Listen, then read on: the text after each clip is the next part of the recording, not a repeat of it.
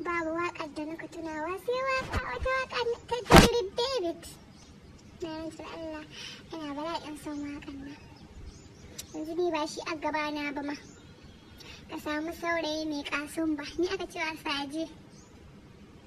Gashi da horaren idanun ga.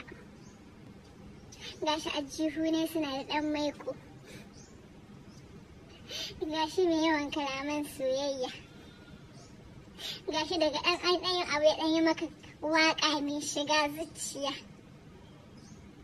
Ko ya kama ke nake ƙauna muradina kai. Kuma ina haɗuwa da shi a yi sati biyu da ya yi magana aure. Ni ba ma abin da naka tunani sai pre-wedding pictures.